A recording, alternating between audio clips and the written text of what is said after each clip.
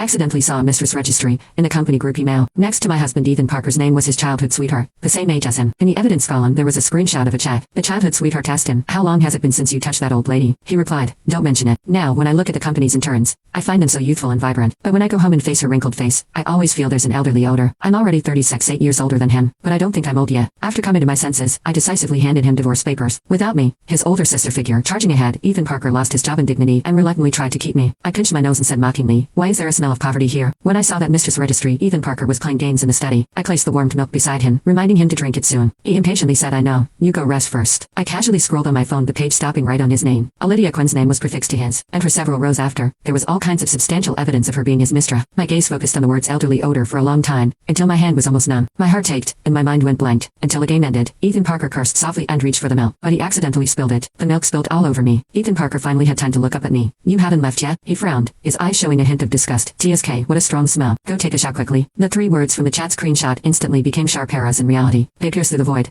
stabbing fiercely into my chest. In a daze, I suddenly realized a problem. Ethan Parker hadn't touched me for a very long time. When I closed the study door, the girl he was playing with maliciously asked, "She's been waiting for you. Does she want to? With you?" Ethan Parker instinctively looked back, probably afraid I would hear. The door was left with a small gap. I stood where he couldn't see me, and heard him say, "Can you stop disgusting me on purpose? Just thinking about that smell on her body makes me lose my appetite." The girl's mocking laughter was like sharp knives, cutting me to pieces. She continued to ask, "You're not even 30 yet, why suffer with her? Just get a divorce." "Forget it." Ethan Parker hesitated. I thought he still couldn't bear to part with me. Who knew he would say pityingly, "She's almost 40, an old woman. Who would want her besides me?" My breathing became irregular, and my hands started trembling uncontrollably. I ran to the bathroom in a panic, looked up, and found my face had already turned pale. Ethan Parker didn't notice anything unusual, but in the past if I just sneezed once, he would make a fuss, take my temperature, and make chicken soup for me. Afraid I would be even slightly uncomfortable. When did he change? It was after I turned 35. And this year and more, we rarely communicated. I always thought I was too busy with work and neglected him. I never imagined that his disgust had shown signs long ago. No longer turning on a lamp late at night, waiting for me to come home. No longer holding my waist intimately, calling me babe when things got passionate. No longer taking every little thing about me to heart, fearing to be negligent. It's hard to imagine that this man, who now thinks I smell like an old person and is disgusted with me in every way, once fought with his whole family, was kicked out of the house to do with me, a woman 8 years older than him still firmly holding my hand, never giving up. At that time he said, "I don't care what others think. You're the best in my heart. Whether you're 20 or 40, 50 in my heart. You'll always be an 18-year-old girl. Even if the whole world disapproves of us, I still want to be with you. Let me take care of you for life, okay?" I raised my hand to smell myself. Because I was taking medicine to regulate my body, I could only smell a very faint scent of Chinese herbs. Like a string suddenly snapped, I took all the perfumes from the cabinet and sprayed them on myself. The perfume bottles fell to the ground. The broken pieces flew up, leaving a bright red wound on my leg. Blood flowed profusely. The entire bathroom was filled with a suffocating strong fragrance. Ethan Parker pushed open the door. "Rachel, what did you break?" He didn't even notice that my leg was bleeding profusely. It just complained, "It's so stuffy. Clean it up quickly. It smells terrible." But that was perfume. It doesn't stink. At that moment, I suddenly realized, Ethan Parker just didn't love me anymore. Why should I punish myself for his lack of love?